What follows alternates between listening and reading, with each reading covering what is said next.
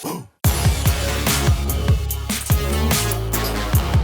and welcome to the latest edition of Rugby League Insider. We do it all thanks to the very good people at Fanatics TV. We're currently live from one of their venues, Hyde Park House on William Street. If you're looking for a cold drink over the course of the weekend, kids, great venue, family friendly. If you're not having a beer, you can have a ginger beer or soda water, any of that sort of jazz. And of course, if you want to tune in via the podcast, Apple Music, Spotify, we love comments. We've been getting bombarded with people calling me a complete dribbler. Surprise, surprise. But welcome as always, Darcie McDonald. How are you, mate? Hello, good. Happy Friday. How are we? I'm very good. Brandon talked earlier in the week about how he likes Fridays because after you get through Friday at the gym, and I'm the same. After I got through the gym this morning, I was like, oh, that's good. That's good. Now I've got to go. We've got to rock and roll on this thing. No? I slept in, hitting the gym this afternoon. Then I can put the feet up and relax and watch the footy What are we tonight. doing? Are you doing a cardio? Doing a leg day. Or, Today's a leg day. Oh, right. Weights. Yeah, okay. Yeah. What are we deadlifting? Not much, to be honest. Maybe like 10 kilos max. Okay. Hey, mate, My hammies are a bit sensitive. Mate, you're still ticking over. That's the main thing. And Brandon Savage, the Sav Dog. How are we, mate? Oh, people used to call me that in high school. Did they? I might run with it on every chance. Savs wasn't rolling yesterday for me. It was just a bit passive and a little bit, didn't sound right. It wasn't right. It sounded forced. It's funny you talk about the gym on a Friday though. I slept in today also.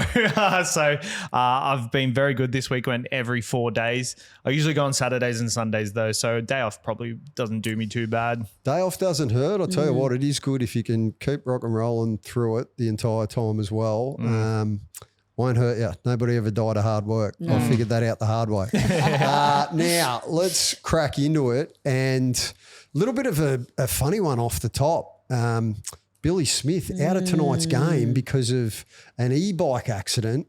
Mate, these e-bikes are fucking out of control. Up on the beaches where I am now, it is unbelievable in summer, right? Everywhere you go, you drive past the high schools up there and the schools up there, but I'm not kidding. There's like 50 or 100 of them parked on school ground. So all the kids are cruising around.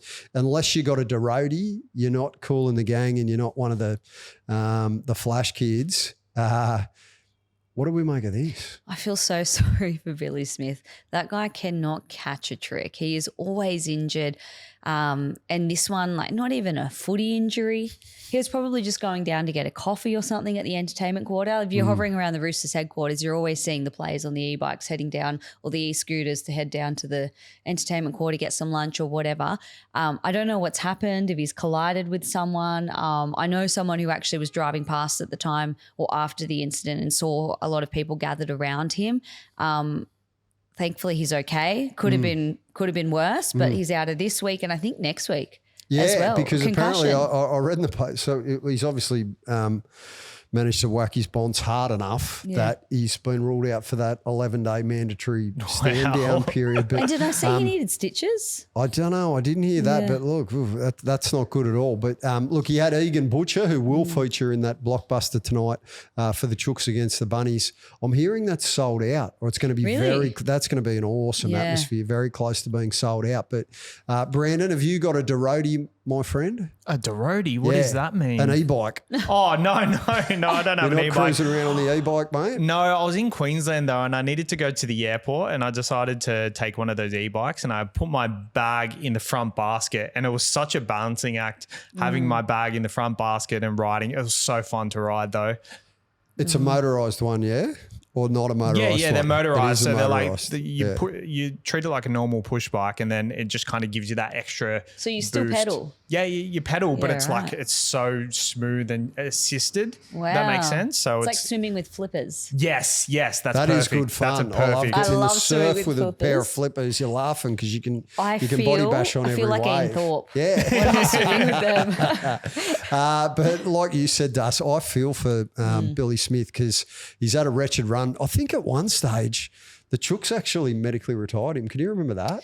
They put out a statement saying Billy Smith's medically retired and then all of a sudden they hit reverse and the media release got called back, Yeah. and he wasn't medically retired. To his credit, I thought he was one of their best players against the Wars in a beaten team. They'll miss him tonight. They get Robert Toyer back. That's going to help immensely on the Roosters' right edge, where it's going to be DCE, Toyer, and also the young fella, Siwa Wong.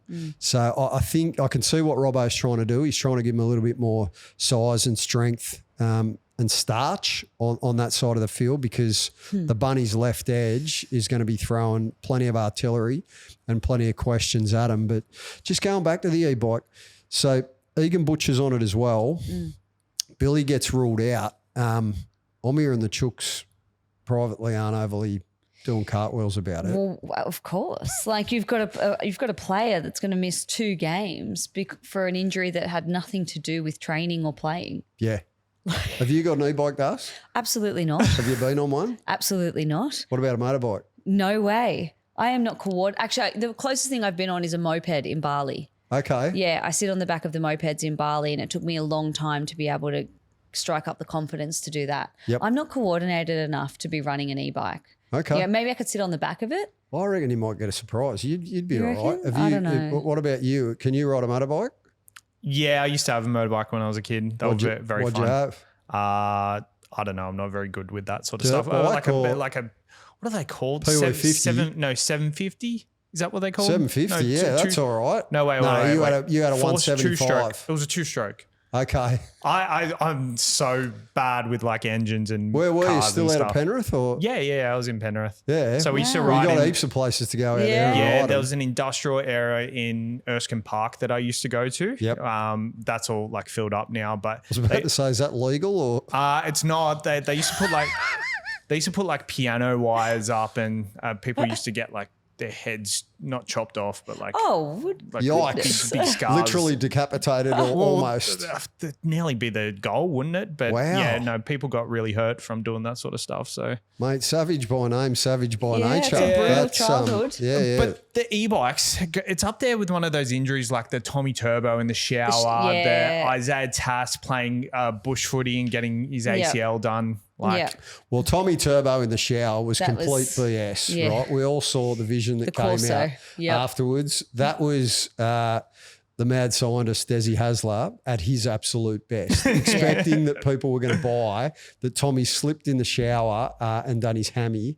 And then, of course, that vision came out. Can't remember the name of the other young bloke that Harry. he was racing. Harry. Yeah, was it? Yeah. Yeah. Who won that foot race? Harry. Yeah. He beat Tommy down the Corso. Yep. Yeah. Yeah, okay. That was such a wild time, wasn't it? Because everyone was just like, what was Tommy doing in the shower to do a hammy? Was he Did throw up a lot of questions. was he putting the leg up and shaving the pins or something? And he's, You know what I pictured? I pictured him in one of those showers that are also baths because they're so slippery they to are be in. slippery. And like as a tall bloke, Yep. it's so awkward to navigate Yeah. in showers like that. You'd So think you'd do an ankle or something before Yeah. you've done a. that's what I I don't know. pictured, but I couldn't imagine him in a bath and shower. I'll tell you what, we are solving a lot of the world's and rugby league's big issues here on Rugby League Insider today. But look, we're going to launch into last night's footy, and the Eels rocked the Broncos to send the reigning premiers to back-to-back losses, crashing to back-to-back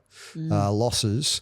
Jonah Pezzett, what a great storyline, Das. Puts on a clinic against the club that he's going to join next year. Very happy for him at the end when he's rolled the dice with that little kick and Yep. got the result. What did you make of the Eels? They needed that. They needed that win. And I reckon I've got a similar emotional reaction to what Jason Riles had in the presser, which was, yeah, it's a win, but they still leaked, 32 points. If you watch Riles' presser, I don't think he cracked a smile. And he said like his only expectation going into that match was that they fought, and they did do that. I thought the promising sign was when it was 20-6. They're a young team. Like they could drop their heads easily, and it could have turned into an absolute massacre.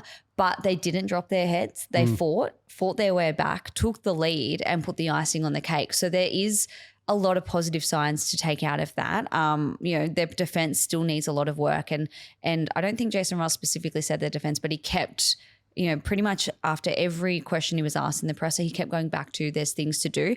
And I thought what was really interesting is he was asked about Jonah Pezzett in the presser and he really avoided glazing him in any way, shape or form. He kind of said, yeah, happy for him. But, Jonah has a lot of work to do in his game. We've got to go back to go back to training, keep working on some things in his game. And he was kind of pushed on what those things are. And he's like, nope, not going to reveal them, not going to share them. Everyone's got things to work on, even Mitch next to me, blah, blah, blah. So I thought that was an interesting moment. I don't know if he's just conscious of not putting too much hype on Jonah Pezzett, or I don't know what that is, or if he's just happy to walk away with the 2 points, not happy with how much points they conceded.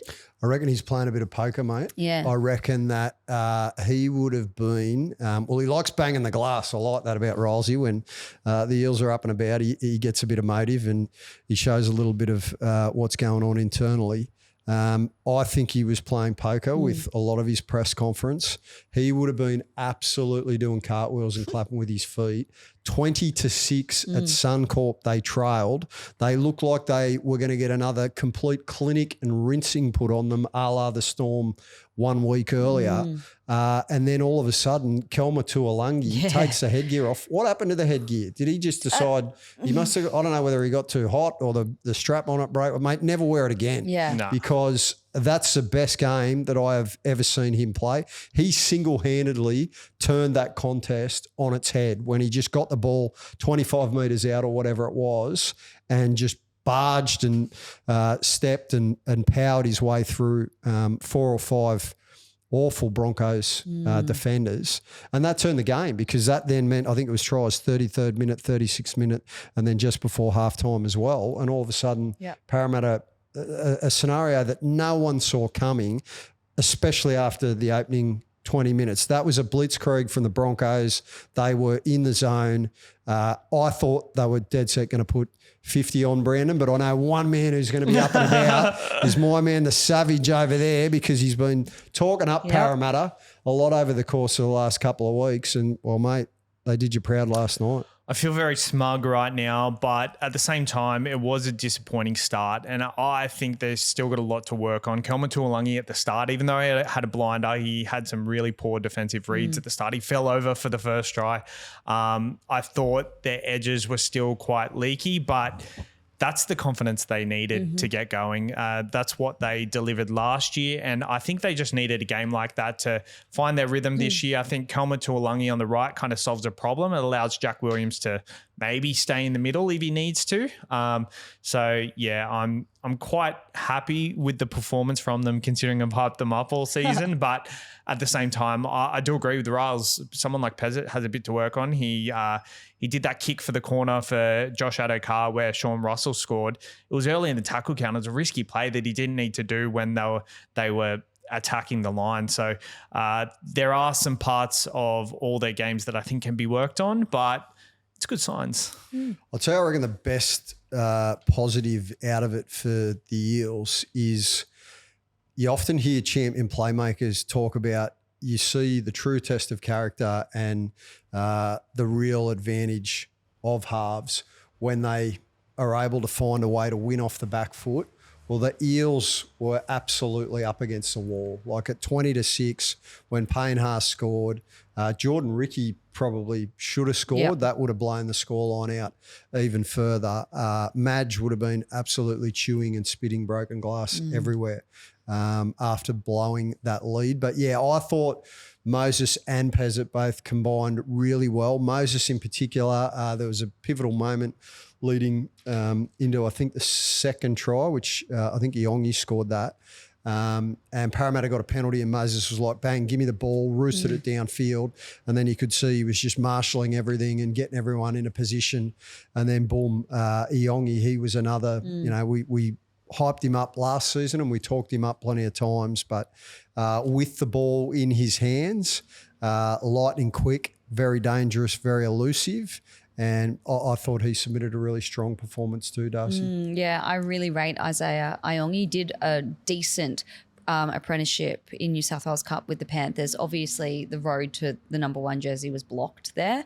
The Eels rolled the dice when they signed him because I don't think he'd played NRL. No, I don't think he had. Yeah, or He played one he game. might have been on the minimum, bench yeah, for one game. game. Yeah. And I started, he ran 300 metres in his did he? debut game. We'll take it all back. Well, you Fair know, debut. still, you roll the dice and you move on Clint Gutherson, a veteran, and the captain, to go all in on this young fullback who'd played one NRL game. And credit to him, like it's paid off. He's a really, really talented player that still has a lot of growing to do.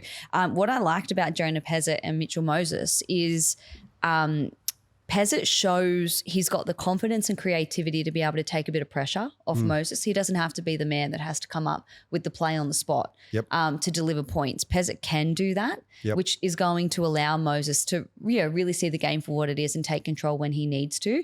I think Pezet was 4 try assists last night, which is really exciting, especially if Ryle says there's still so much for him to work on his game. Just a shame they only have him for 1 year.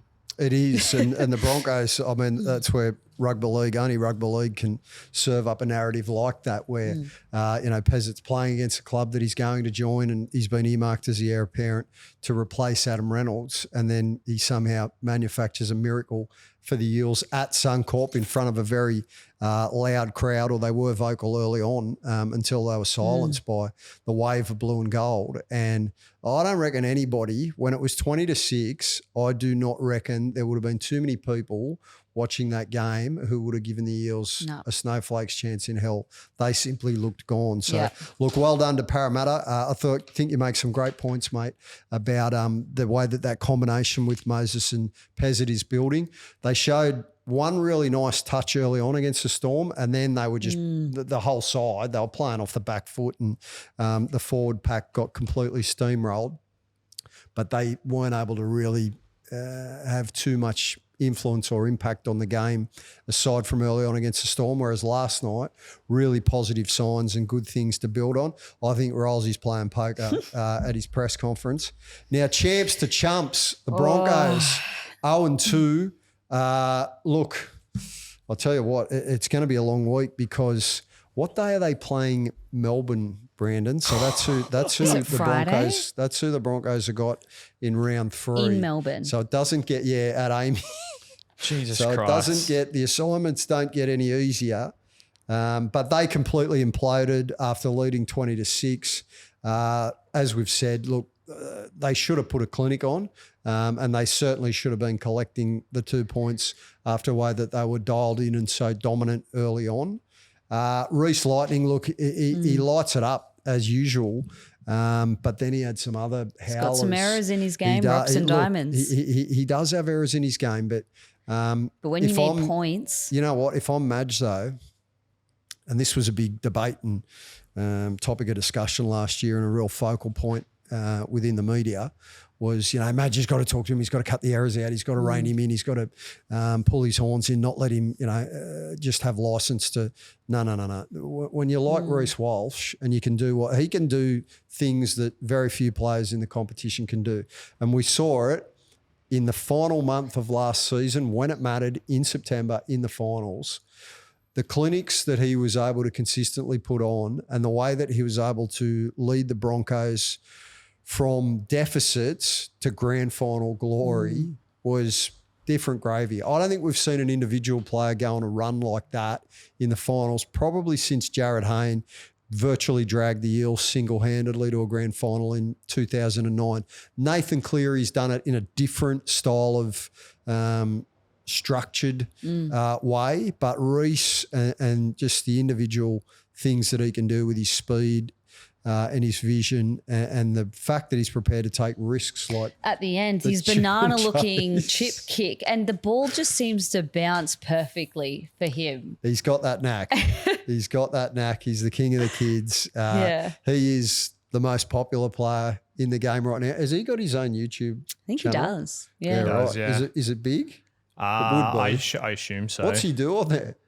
He does like vlogs. Like they're high quality vlogs. So he's got someone coming along with him to do. Forgive my He's got his ignorance. own media team by the sounds of it. I'm going to sound like Tyrannosaurus You have Rex. no idea here. what a What's vlog is. Like a day in the life. Come with me, day in the life. I wake up at this time. I drink this. Then I go to training. I do this. And Why do they call it a vlog? Video blog. yeah. Oh, it's It's a like a video blog. blog. Yeah. Yeah, video blog. Okay. Yeah. You should watch it. Yeah, I might have a look. You know what? Yeah, that next up, I will have had a look over the course of the weekend in between watching the footy, and we'll suss it out. Look, Madge is going to wear some heat. I'll go into bat for Madge here. You know, I spoke the truth about the real reasoning behind why I believe Payne Haas is leaving on this show during the week, and I stand by that. But that doesn't mean for a millisecond that I don't still love Madge and think that he is an absolute out-and-out champion coach. To win premierships at two huge clubs the way that he has in the NRL, he obviously also won one over in the Super League as well. Also to achieve what he did with the New South Wales State of Origin side and the Kiwis. Madge's style speaks for itself. He's not everyone's cup of tea. Some people don't like the whip cracking 24/7 and the size 15 straight into the Chamindavas all the time. But you know what? It works. And it's proven time and again that it works for him. If it's going to take a little bit of bark off along the way and some players are going to get their feathers ruffled, well, so be it. And even if you go back to the Broncos last season, Darcie, they were an erratic side. What'd they lose, 8 in a row? Something like that. It was horrible when they were on that run. They got rolled by Manly at Brookvale, and then they just went further and further down. And that's the thing, they've got erratic players. And when they need a win, the erratic players just break out of the structure and come up with genius moments. Something that you can't coach against. No. Yeah. Yeah. Where have you got the Broncos, Brandon? Oh, it's worrying. They play Melbourne on Friday night next week, so normal turnaround for them. But then following that, they got the Titans, Cowboys and Dolphins in the following 3 weeks. So if they don't win at least 2 of those games, then the pressure's really on. I think because Madge is such a popular coach for people to shit on, he's already under pressure as it is, which is crazy. They won the premiership last year, and I feel like last year no one questioned Ivan Cleary after the round 12 being last. No one questioned it. So I feel sorry for Madge. I think he is the right guy, but they've also got to question themselves whether he is the right guy for a potential mini rebuild. Jonah Pezzett coming into the club, he was so hands-on. Mini rebuild? Mini rebuild. Mate, they're not in a rebuild. They've got the best roster in the comp. No, next year they've got going through a mini who's one. leaving? Payne. They've just signed Mitch Barnett, who's an Origin and Test forward, and they got Jonah coming to replace Adam Reynolds. Mate, there's no rebuild there. Okay, maybe not a rebuild, maybe like a turnover in roster. In key positions. Yes, but Jonah Pezzett coming into the club next year, he was so hands-on last year. I'm not sure if he's going to work with Reece Walsh because we've seen even Adam Reynolds struggles to work with Reece Walsh really good. Yeah, Reece does bounce to his own tune. I'm interested, though, in what you say where people are putting shit on Madge, and the media in particularly love to really put the slipper into Madge, even for sometimes trivial and minuscule things. Why do you think that is? What do you think's going on there? I think because they love Kevy so much, and Kevy was it was bad on Kevy. I think it comes part and parcel as well with being at the Broncos, the biggest club in the NRL. Whoever steps into that role, they're going to be glazed when they deserve to be glazed, and they're going to cop it even when they might not deserve to cop it.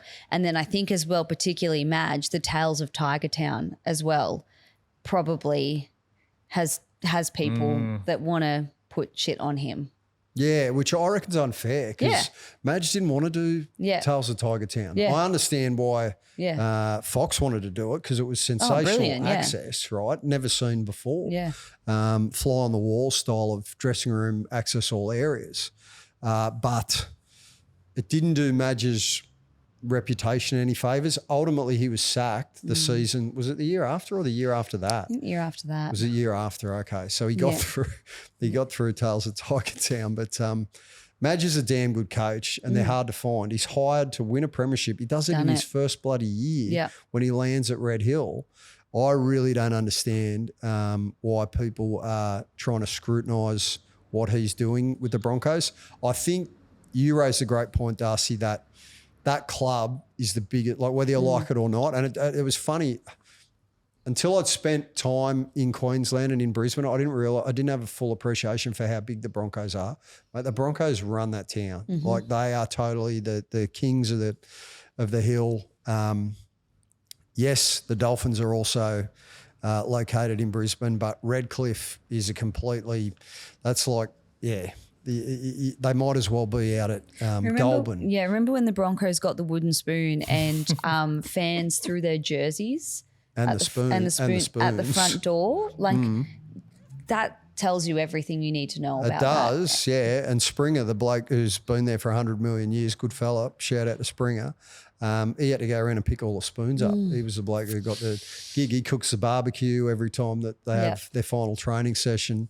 I think you raise a good point too, though, Brandon, about Kevy. People do love Kevy. Like you can't not love Kevy. And Kevy, it was heartbreaking that grand final in 2023 when they looked like they were home for all money.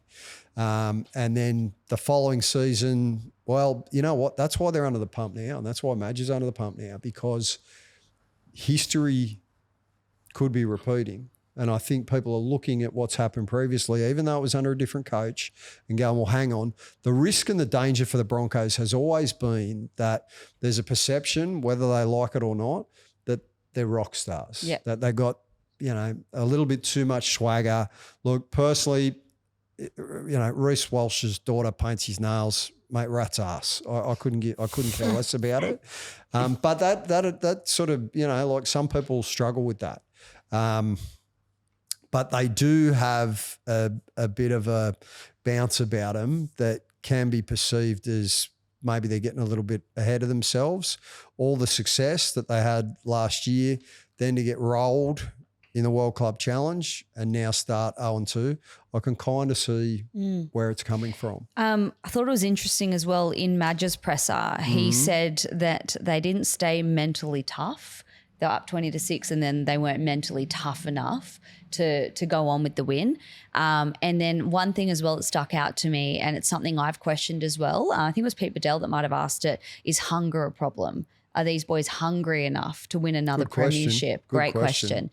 And I think Madge would like that question. And he kind of batted it away by saying, well, you've got to be hungry to play NRL every single week, which is a point, but you got to be hungry in capitals to go back to back, or in the Panthers case, back to back to back to back.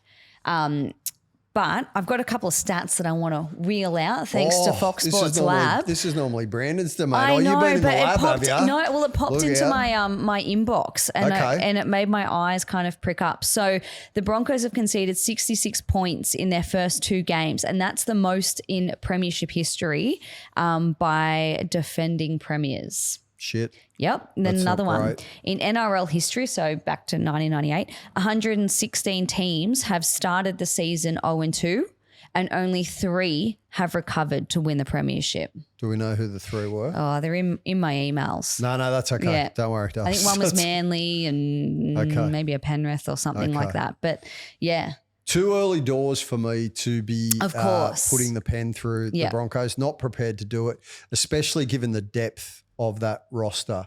I think it's probably the best roster in the NRL in terms of depth. Like when you lose Adam Reynolds, and it looks as though he's obviously picked up that rib issue. That didn't look good to me. Like the fact that he stayed down, the fact that he had to go off. Yeah. But what a luxury. You got Ben Hunt, who's a State of Origin and Test player, who comes on and all of a sudden he takes over as the primary conductor.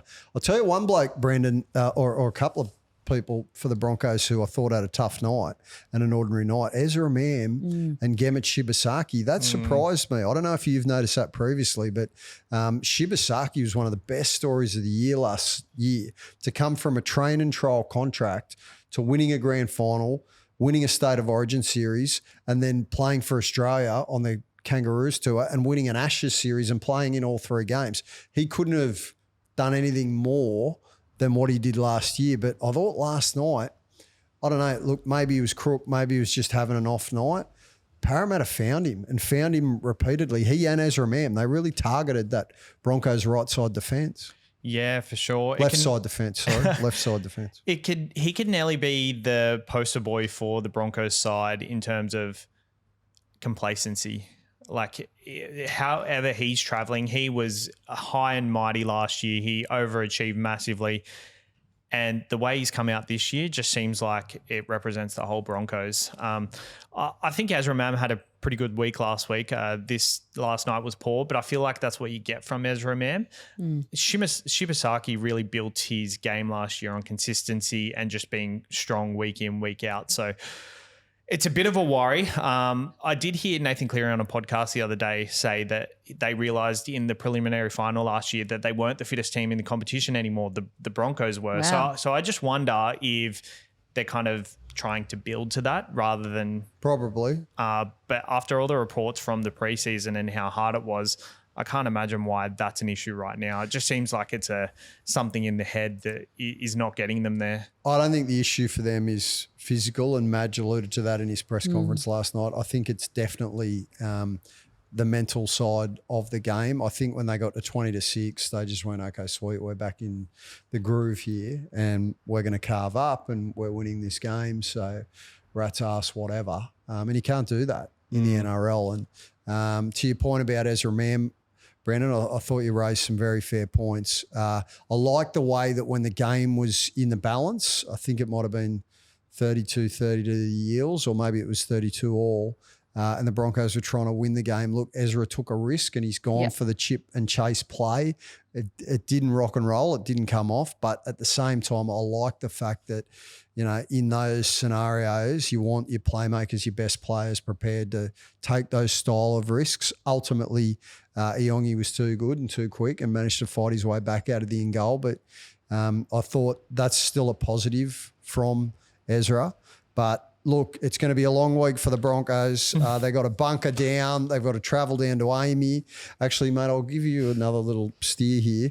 Have a look at their record at Amy Park, Brisbane, in recent seasons. Not good, yeah. It's a horror show. Wow. They didn't win there they've won there recently. I think it might have been last year. But aside from that, it was an absolute carve up. Melbourne, I don't know, Melbourne love to hate Brisbane for some reason. Might have been Craig Bellamy and Wayne Bennett back in the day probably. And the Broncos' road record at Amy is horrible. Well, since 1998, the Storm have won 43 and the Broncos have only won 16. There you go. If they go 0-3 to start the season, they already attract so much interest. The noise is just going to get louder and louder and louder. Yep. It doesn't matter if they have to go in and win the next 3 games after that to be able to level it out a little bit. But yeah, it's just intriguing to see how much of a distraction that poses to them. The pressure's going to rise. Look, the one good thing with Madge being the coach is there's very few scenarios in the game that he hasn't had to navigate previously. So when you've got the depth of talent that he does at the Broncos available, that still gives me confidence that the Broncos, I think it's a top 4 roster every day of the week. It's an anomaly what's happened at the beginning of the season, or I shouldn't say it's an anomaly. It's unexpected. Yeah. It's caught me out of left field. I certainly didn't expect them, not after leading Parramatta 20-6 last night, to be 0-2, possibly 0-3. But Madge, he's worn all sorts of criticism with the glass houses and the New South Wales State of Origin campaign that year. He's been through it previously with West Tigers. He's been through so much at South Sydney when he had the likes of Sammy Burgess, Ben Teo, Greg Inglis, having to manoeuvre all of those superstars and make sure that foster their careers along the right road. And it's similar now at the Broncos with Reece Walsh, and he's lucky he's got some good senior players and some senior leaders, but I think they can find the answers. Who they got in round 4, Brandon? Dolphins at home. Oh, well, see, that's a great game. That's a massive grudge match. That's not an easy game. That's a big start to the season. By no means a lay down misère. Like that's getting tougher and tougher by the minute. And it's funny, they don't leave Queensland in the first pretty much 7 weeks. So fair income. Yeah, something like that. So that's a bit.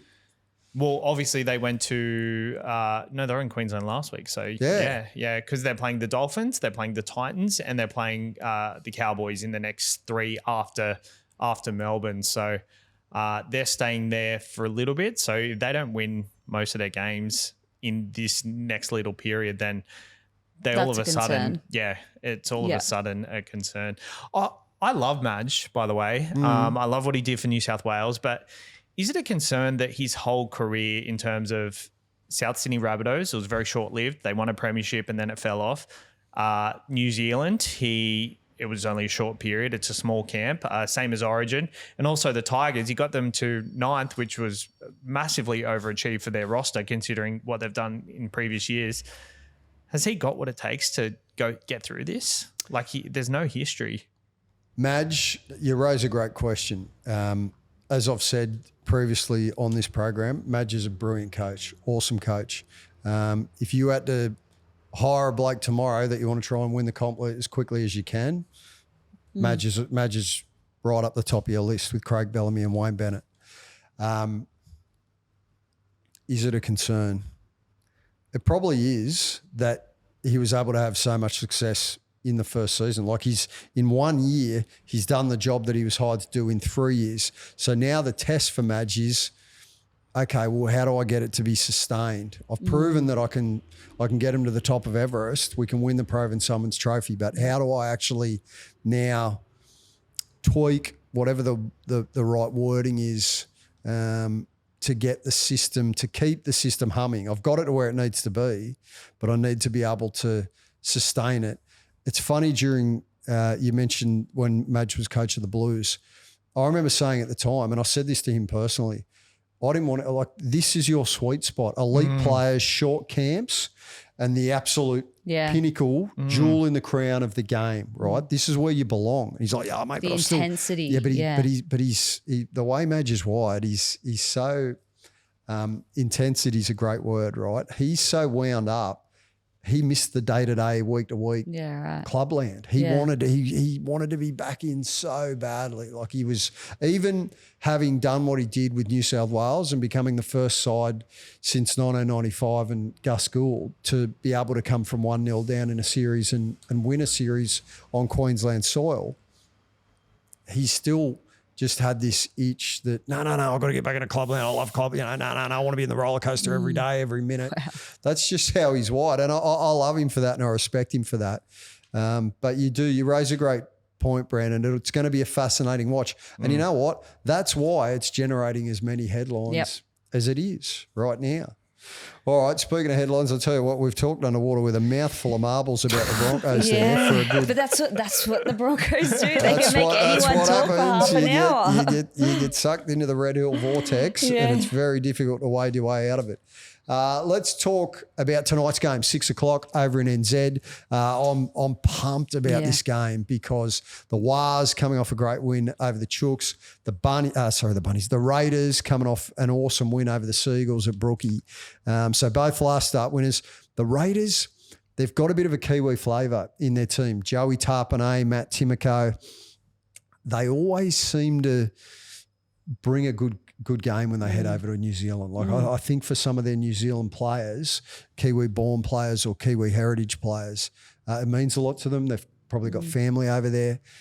So I'm expecting, I reckon this is going to be a cracking game, Darcie. How are you seeing it? I agree. One of those games you don't know which way it's going to go, and I also think it's a game that'll tell us a lot about the Warriors. They obviously had that great win over the Chooks in round one, and that surprised me. And I want to see now, was that just, this round one fluke or round one luck? They had got all the jitters out, they were excited and they were up and about on home soil, or are they going to convince me that they are the real deal? I know it's early to say real deal, 2 weeks into the season, but I think this will be a really good test for them to go up against the reigning minor premiers. And vice versa with the Raiders. I was not convinced with Ethan Sanders. I didn't know if he could be the man to step up and take control in the moments that they need their halfback, and he did it. So again, I'm intrigued to see which way this goes. Keen to see if Tanner Boy can back up his performance last week. Same thing with Chanel Harris-Tavita. And, keen to see if Ethan Sanders can again take the reins. I like it, what they're doing so far with the Ethan Squared, as you dubbed him earlier this week. I'm a massive fan of Strange. Same. He's such a powerful, robust, tough runner of the football. And he and Sanders, it's only very early doors, but they have drawn comparisons with being as important to this Raiders side as what Ricky and Laurie were back in the day. And I don't think it's overstating it. If these two find their sweet spot, and with Kyle Weeks at fullback, this can be a Raiders nucleus and a Raiders key position setup for many years to come, and they can be challenging for premierships because it's a tough season, hardened pack of forwards. Papa Lee's out tonight. I love Papa, so I'd feel more comfortable and more confident if he was there. Morgan Smithy starts. Horsburgh's playing lock, but he'll play, he's playing in the middle. He spent plenty of time as a play one front rower, so I don't think you lose too much in that department. Hudson Young just brings so much variety and he's always at you. And a lot of flair on both teams, which will be exciting. There are. No, it's going to be, it makes for a fascinating clash. Savdog, I'm very keen to get your read on the Wars first and then the Raiders. These teams are so similar, aren't they? I feel like these two are, so similar. Last year, they were the teams that overachieved. They were in the top 4 for most of the year. I think the injuries really affected the Warriors towards the back end of the year. Yeah. So I think it's a flip of a coin. I think the Warriors definitely get this one, though. But if it was at the Raiders' home, I feel like the Raiders would get them. That's how even I think they really are. I think they're both heading in the right direction. They're both probably not at their apex in terms of where they want their roster to be for a premiership strike, but I think both of these teams would be hoping that they do have a shot this year at it because they can do it from rounds 1 to 27. I got no doubt that they can win enough games to be in the top 4. I feel like it's going to be so even. The last time they played at this ground, it was 16-10 last year. Raiders won. Raiders way, or that could have been, that was at, Raiders won. I remember that game. Raiders won at Warriors home game. So I think I don't know just how good the Warriors look last week. I'm tipping them. They did look good. I'm with you. I reckon it's a coin flip, but I'm going to go the other way. We're all about having a crack here. I'm going to say the Green Machine, but I'm not expecting there to be much in it. No. Wouldn't stun me whatsoever, as you just pointed out, if the Wars do win. What about for you? I think I'm leaning towards the Raiders. Okay. Yeah. Yep. Yeah. Don't know why. Don't have a reason why. Just my gut tells me. I've been saying it for a while. You're a good judge, so I might jump on board and have a little something on the Raiders now. How funny is next year the Warriors versus the Perth Bears going to be? Because Perth is 3 hours behind, whereas the Warriors are 2 hours in front. So it's going to be such a time difference for fans. Both. Yeah, for the fans. So mate, I keep saying it. This is why you're on the big bucks here, because you answer all the. I didn't answer that though. Think ahead. You answer all the Twilight Zone questions that nobody else sees coming. Mate, he's run through a WW rock and roll wrestling side yesterday. Oh, yeah, we did that. It was like he was talking Japanese. So I'm going, what? Who's this player? What? He's got, so-and-so's here and so-and-so's there. Was there a player who was named? Yeah. So is there someone called The Edge? Yeah, The Edge. I remember The Edge. Okay, yeah. so with the long blonde hair? Yes. So Brandon had The Edge playing on an edge. Is that yes. right? Yes. Yeah. So where did you have? So obviously, like a Rey Mysterio was a. Where do you think he was? Was he like a little powerhouse winger, or was he a fullback? No, he was a fullback. Or is he a 5'8"? But he could have been 6'1" or 9. Yeah, Kurt Angle. Hooker. Yeah. Where was Junkyard Dog or Hulk Hogan or Andre the Giant They're or any of those blokes? Andre the Giant, obviously off the bench, coming through the middle. What about Rock? I think he was second row. Yeah. Undertaker? He was front row. Kane? Front row. He was a front row partner. Yeah. Oh, that's the a Bash scary Brothers, front Leota row. and Fisher Harris vibes. Yeah, that's a scary front. The Hardy Brothers on the wings. I reckon there'd be aerial threats. Yeah, it's true. Loved my WWE. I'm going to rescue this show because otherwise it's segueing off the highway into all sorts of weird, wonderful areas. Righto, let's shift focus to the eighth wonder of the world, my favourite ground, Leichhardt Oval. I'll tell you what, I'm that pumped for the Tigers' first outing for this season. I love what Benji has done over the course of the off-season. I really like that YouTube video that came out earlier in the week where he was very direct, frank, no bullshit with the younger generation of players.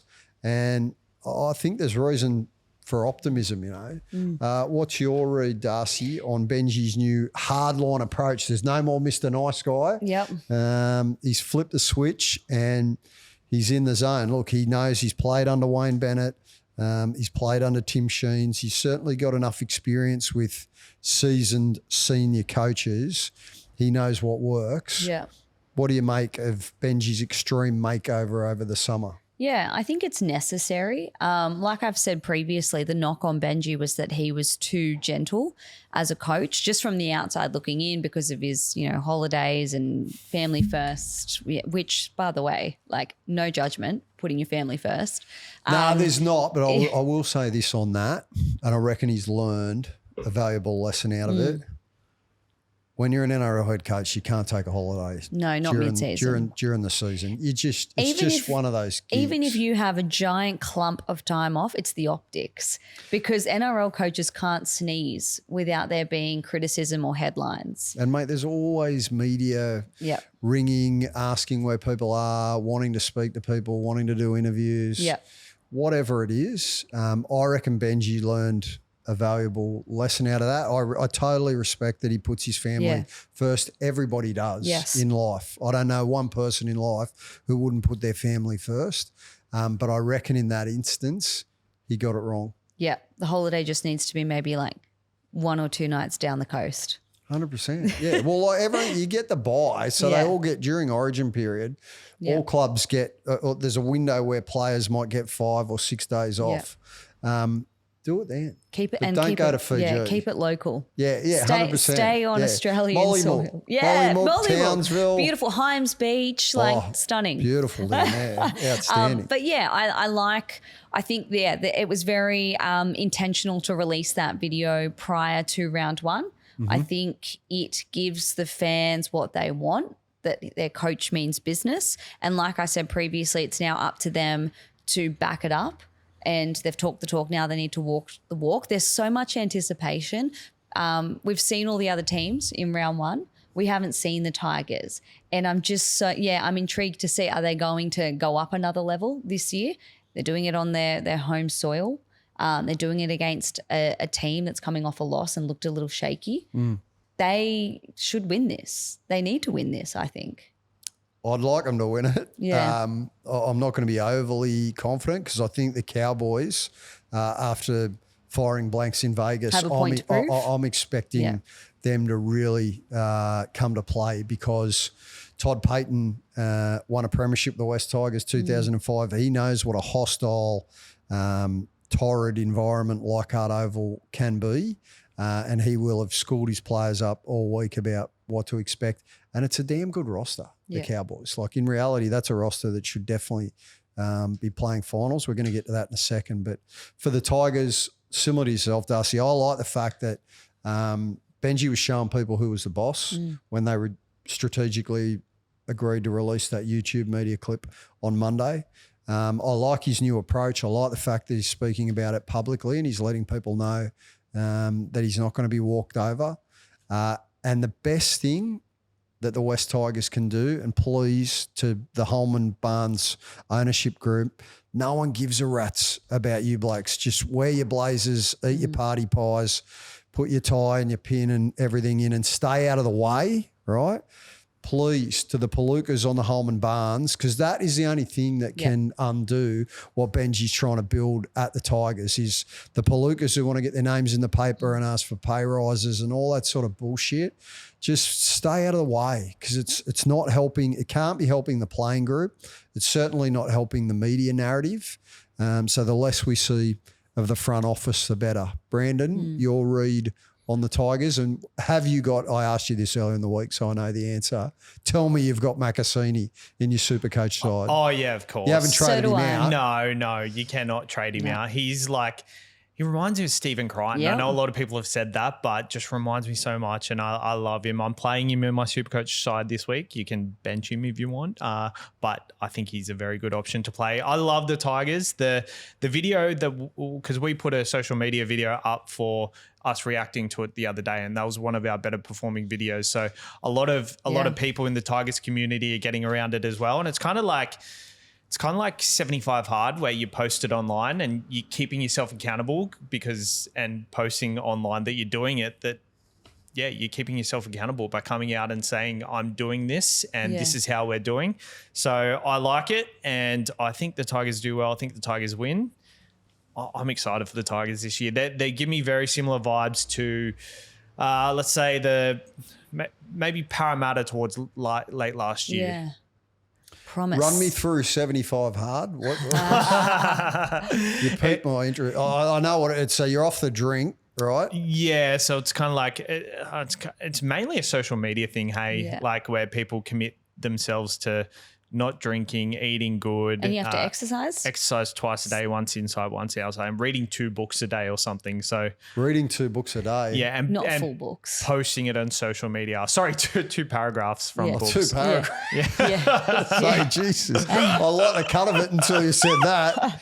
For 75 days. Reading 2 kids' books a day. Yeah, for 75 days. And pretty much if you commit to it online, then if you pull out, people know. And you post your progress online as you go. You're meant to, yeah. Okay. Hashtag 75 I know hard. a few people who've done it. I think Brian with a Y, Brian Fletcher did it. It might have been last year or the year before. And I know a couple other people who are doing it at the moment. They all talk it up and say it's a good thing. So if you want to have a look at that, kids, go for your life. Now, the Cowboys, Todd Payten, look, is he coaching for his career at the Cowboys? I think he is. He's off contract. He wouldn't have been happy with their performance in Las Vegas whatsoever. They need to win. Yeah. Pretty simple. How do They you need see a it, response. Yeah, 100% they need a response. Just on Todd Payten, when do you think they make a call? Yeah, we discussed this a little bit the other day, and it's a good question, right? It's a bit tricky because you got a bloke who's off, right? Yeah. And he's been there for a number of seasons now. It's been a bit of a roller coaster. Yeah. So they generally go poorly, then go really well, then go so-so, then go really well. I think they made the finals again 2024 and then didn't make it last year. So they're a pretty conservative club, the Cowboys. Lawrence Lancini used to be the chairman. He used to always be very good at keeping things under wraps. They've changed the people who are running the show at the moment. I think it might be Lewis Ramsey who's in charge as chairman, that is. And they like to try and keep things very in-house. They it's sneak classic under Queensland. the radar a little bit. They do because the Broncos take so much focus. And unless they're going well, right, unless they're going really well or really poorly, they pretty much get a bit of a free ride. But I get the impression as though this year they are going to be in the headlines a lot, and it's going to be around Todd. I think Todd's a damn good coach. Me too. Whether he's the right coach, look, I think we're going to have to see how the results play out to determine whether he's the right coach for the Cowboys or not rolling forward, because maybe his voice is getting a little tired there. You've only got to look at the results and the rosters that he's had. He's had good rosters. And I'm a fan of the bloke. I think he's a career coach. If it doesn't work out at the Cowboys, I think he'll then very easily pick up another job and a head coaching position at some stage. He's not going to be lost to the game in that capacity. He's too good at what he does. But he's got a damn good roster, and they've got to figure out what they're going to do with Purdue, and Perth are going to try and come in and poach Purdue off them. So to answer your question, I'll tell you what, it took me a long time to answer that question, Darcie. To answer your question, I reckon by midway through the season, they'll be looking to make a decision, because then they've got to go to market. Well, that's it. If they're going in a different direction. If they're going a different direction, how many coaches are out there to that could do a better job than Todd Payten. There's always a conga line as soon as you put the vacancy sign flashing up out the front. Willie Peters springs to mind immediately. And then there will be another dozen at least lined up wanting to pitch. It's a damn good job. It's the coaching the North Queensland Cowboys is a very prestigious gig. Yeah. It's a damn good roster, and there's going to be plenty of people wanting to jump on board it pretty quickly. How do you see this playing out, Brandon? Well, I heard he's got till round 10 this year after Where'd you that? Podcasts. Nice. Checks Which ones out. are they any good? Just some of your mates, I guess. But other ones. Anyway. No, it's all right. I don't mind plugging other podcasts on here. We're all in the same. We're all rolling around. We're all in helping the same, each other. I agree. We're all rolling around the same sphere. But I reckon they're going to make a decision in the next 2 weeks. 2 weeks?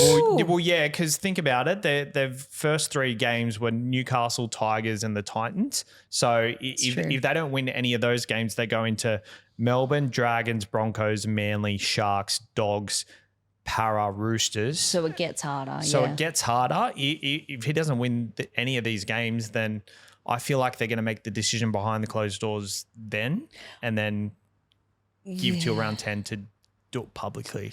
I was going to say, I don't know, like I've heard a very loose whisper, so take this with a big grain of salt, that Todd Payten last year wasn't loving life up at the Cowboys. That's sad. So I wonder if there is even a mutual parting of ways as opposed to we're not extending you and this is bad and Todd's angry. Like I wonder if it's just a mutual, this is not working on both parts. We're mutually happy to part ways as well. Sometimes I get it might be just the vibes that Todd gives in his presser. He just looks angry. Now you're talking. I haven't heard that, but knowing who his agent is in Isaac Moses, very good at wheeling and dealing, and very good at being able to see around corners. So he looks after Adam O'Brien as well, who's now at the Bulldogs as an assistant. Yeah. Did Adam O'Brien, just remind me, guys, did Adam O'Brien walk away at the end of last year? Is that what happened? Yes, I think it was his call. Yeah. Well, so there you go, right? So we've already seen one of Isaac's clients roll that card and play it that way. So it wouldn't surprise me if Todd is unhappy. And look, I haven't heard that he was unhappy. Look, he reminds me a lot of Tim Sheens, right? Sheens used to be a surly bugger in front of the cameras, very direct with journos. If he didn't like the question, he'd pull you up on it and let you know about it.